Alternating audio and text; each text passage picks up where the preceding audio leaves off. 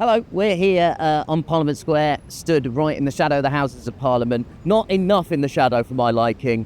It is a hot day, and I'll be honest with you, I am sweating from my breasts.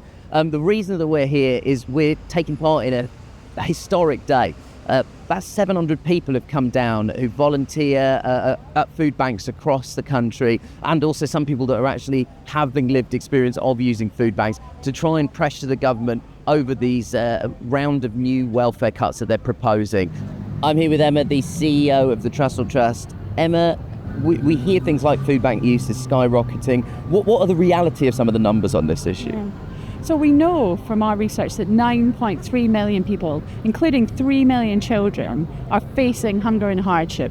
The kind of level of hardship that means you're having to come to a food bank because you simply don't have enough money for the essentials like food, like heating bills, those key essentials that we all need to survive. And food banks for years now, and increasingly, are seeing people coming to them and they're holding people in that situation, trying to provide emergency support. But we need our government now to play their part, to tackle the underlying reason why we're seeing so many people come to our food banks. And what are you calling for the government specifically to do with this Essentials Guarantee?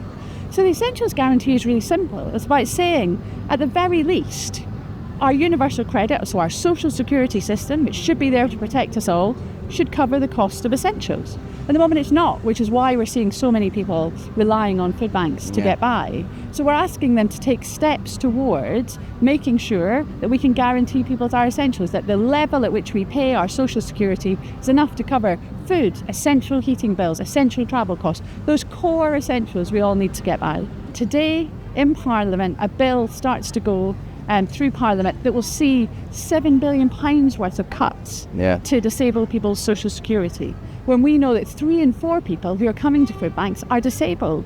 We feel that this is so important and cannot continue. So we've all come together, even though people are really busy, what they're having to leave behind at food banks to come here, but this feels so important because they want to make sure that their MPs really understand the reality for people on the front line. So there's two kind of objectives really with this. One is to vote, essentially pressure MPs to try and vote down this bill, to stop this new package of cuts that's particularly going to affect the disabled community in this country.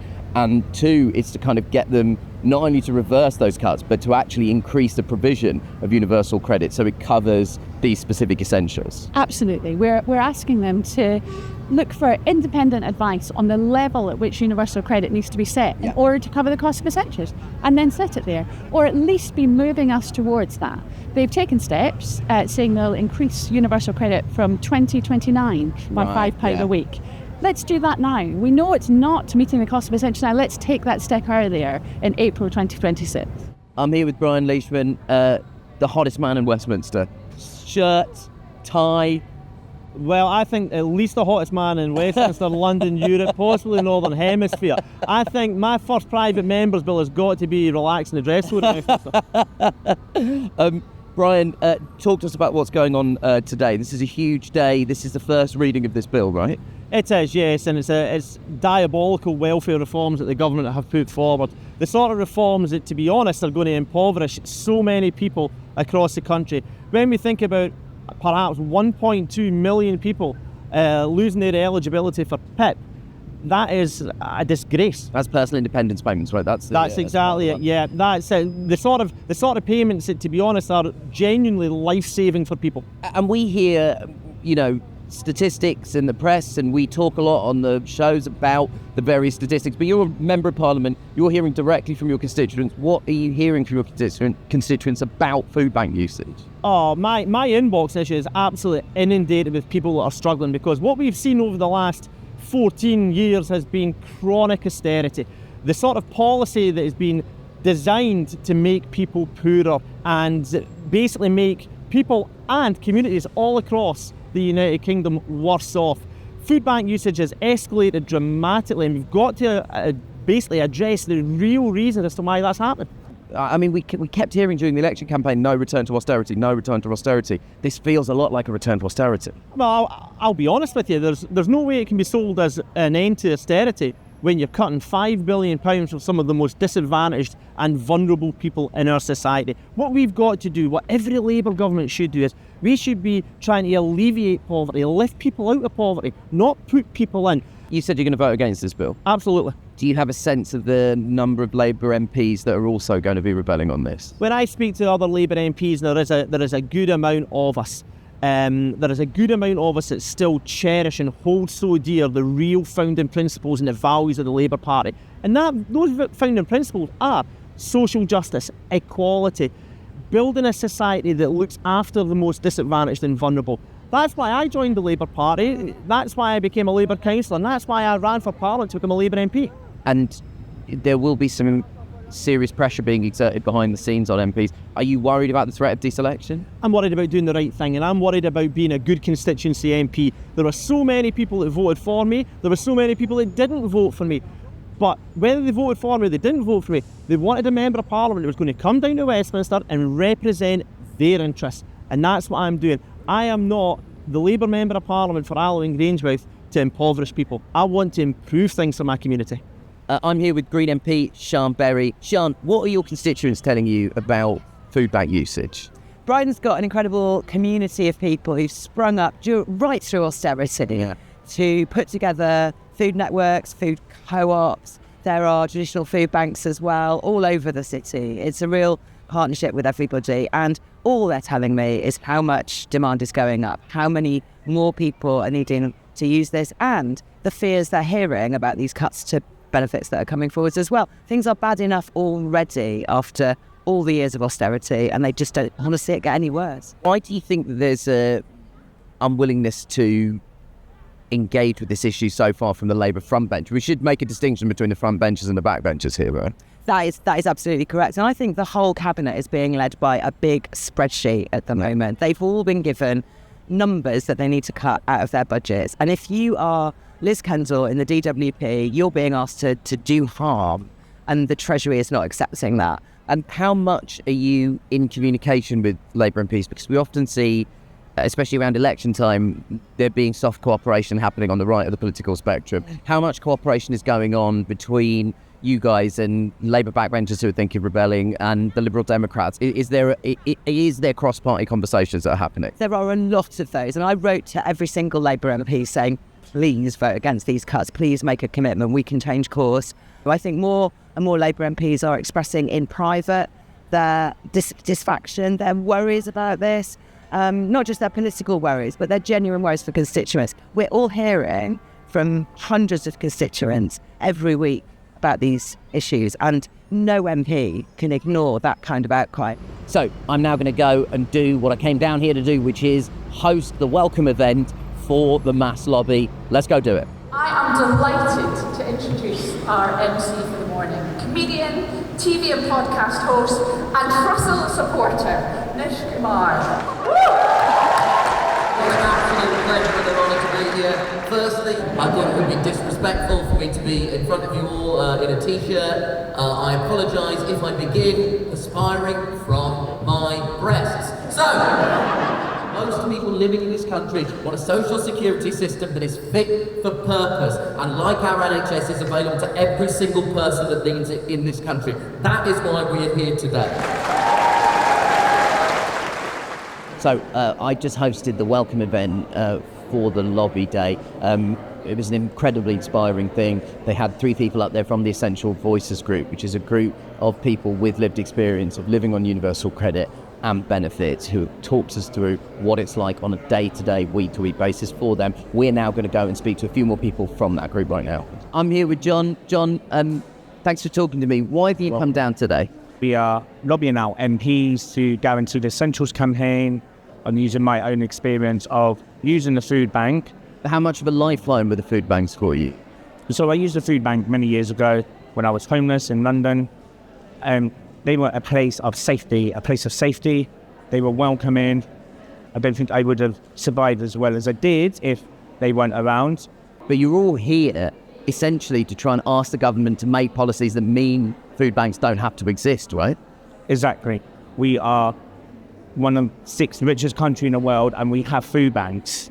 I'm here with Cass from the Southend Food Bank. As somebody as you say, it's been working in food banks since 2013. What have you observed in that kind of 12-year period? That we have gone from small and on our doorstep and working out of one room. So I was a single mum and income support back in the day when we opened, and I volunteered my time. You name it, I ran it. I did the Christmas and everything. And now we've got a warehouse, we've got staff, we've got a van, we've got 8 distribution centres. It's great that we're so embedded in the community, but why on earth are we so profoundly invested in feeding people? Yeah. When, really, why is there not a safety net that means that people don't need to use a food bank? Yeah. I'm with Jacob and Amy from the Epping Forest Food Bank. Are you going to meet your local MP? Yeah. Do you have a sense of what you're going to say to them about what you want from this government? I think what's really important for us to say is that we have so many people that do come to our food bank. It's got up to about 9,500, 10,000 people every year in Epping Forest. And the interesting thing is in Epping Forest, we've got places like Chigwell and now really well-known affluent places. So people don't think that we have the needs, and that includes our MP, because it's not always the priority for the area. So it's really important for us to come and speak up for the people that are in need. What would you like to see as a kind of policy change? What would you like to see the government be doing at this moment? Well, that's a long list. But, essentially it is to make sure that universal credit is livable. Yeah. It's not livable. It never has been livable. And so now they have the opportunity to make that right for over 9 million people. I'm here with Wayne. We should really stress what we're talking about with the essentials is it's not frippery, it's not luxury. It's things like soap and toothpaste.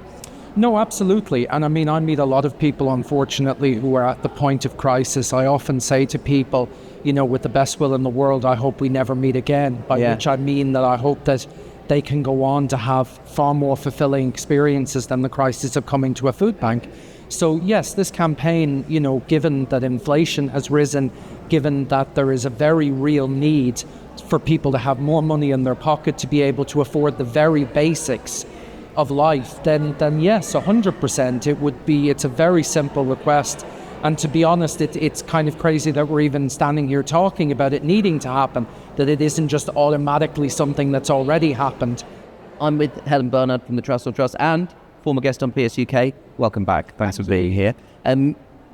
It's been such an inspiring and moving day listening to people talk about what the Essentials Guarantee would mean. From a policy perspective, what's a policy that you'd like to see the government to design to help maintain this kind of essentials guarantee?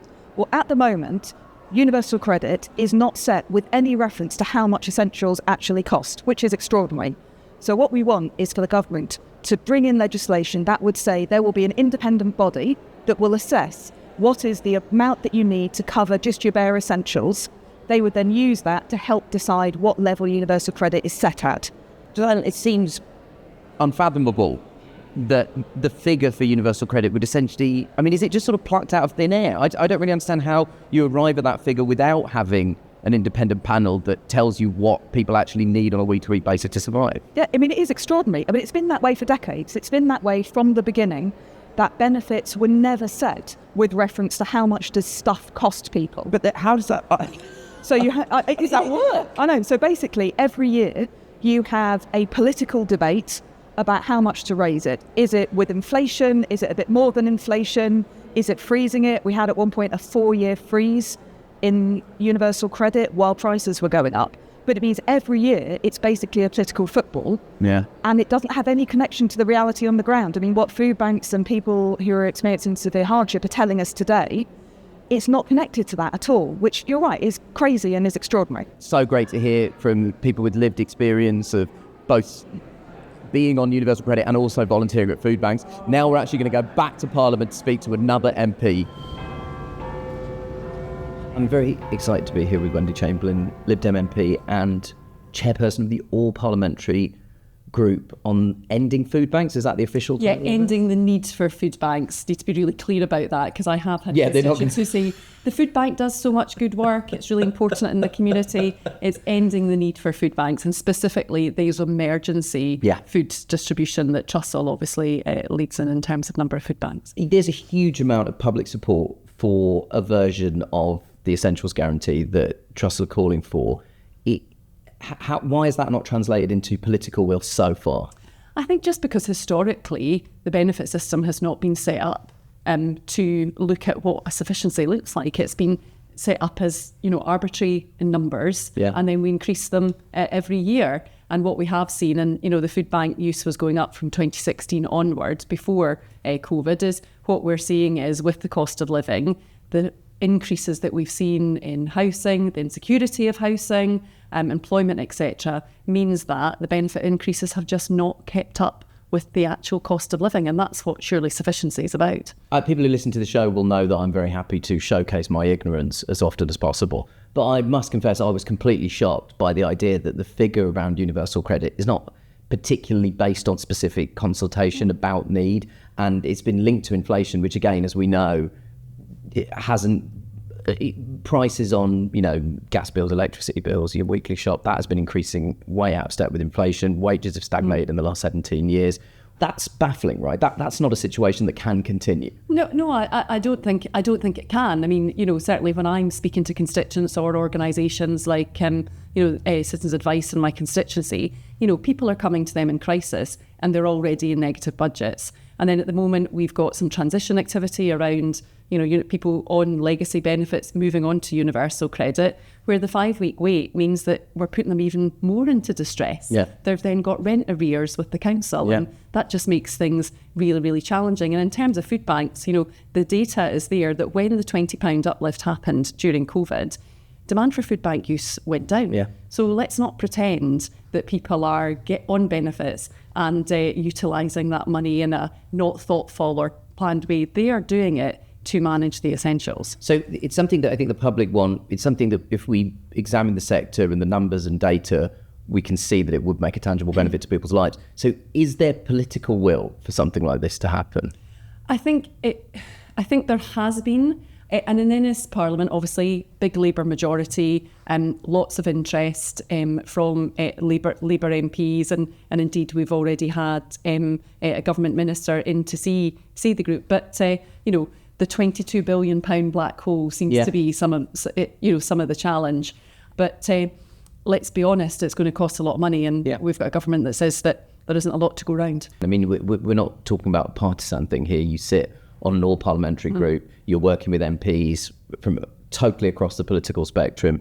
Do you think that there is enough will to get an essentials guarantee, to get enshrined in law that benefits will be tied to recommendations from an independent body of experts? I'd like to think longer term, that has got to be the aspiration. But I think if I'm quite honest, that at the moment, that doesn't look like something that's on the table. But certainly, that is the whole point of those all-party groups, is to pull people from different parties where there are common interests to try and work towards that. And I would hope, the Deputy Prime Minister stood up at questions today and said that they're the party of work and the party of welfare. Yeah. I can only hope that they continue to engage with APPG and the other opposition parties on stuff like social care in the way that they've said that they will do. What are you going to be saying to people today? You understand the need for it, given what you're doing on a day-to-day basis, but also you understand the political reality means you believe that there's a chance that this isn't going to go through in the short term. What's your message for these campaigners that come out in such strong numbers today? I think, from a Trussell perspective, or those who operate in this space, it's about keep providing us with the evidence and the data that means that we can challenge government appropriately. I mean, I think there are huge challenges with the benefit system, which I think the government are looking to address, even if they're not going to tackle the essentials guarantee. And for constituents, often there are issues with their individual cases, and that's one of the things that I am there as an MP to do, is to help them address that. Just recently I had a constituent who we got £11,000 back from the DWP for benefits. That's life-changing for that family. So, for people who are not empowered to be able to challenge themselves, that's exactly what I see my role as an MP to be there to do. Look, it's been an incredible day. I found it so powerful to meet people talking about their lived experience of what it's like to use food banks or to be on benefits, and so inspiring how many people volunteer for food banks and have then taken time out of their lives even further to come down to participate in this mass lobby.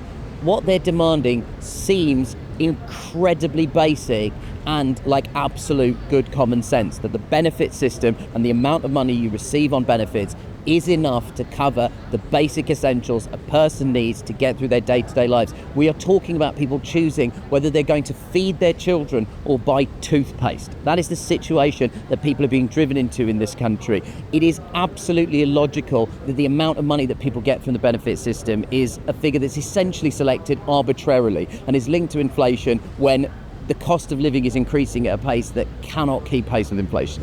So we're in a situation where we know what the situation is, we know what needs to be done. It was really exciting to meet someone like Wendy Chamberlain, who is chairing an all-party parliamentary group, working with people from different political parties to get this legislation across the line. But as often happens, when you actually get to the grinding reality of this vote, even she's concerned that there is not enough political will in order to get this over the line. So what I would say is that it's still incumbent on all of us to keep writing to your MPs, keep emailing your MPs, keep up the pressure on them. What the Trussell Trust and the Joseph Rowntree Foundation are demanding is common sense, and I'm afraid it's up to us as an active and engaged electorate to keep the pressure on the members of Parliament to get this over the line.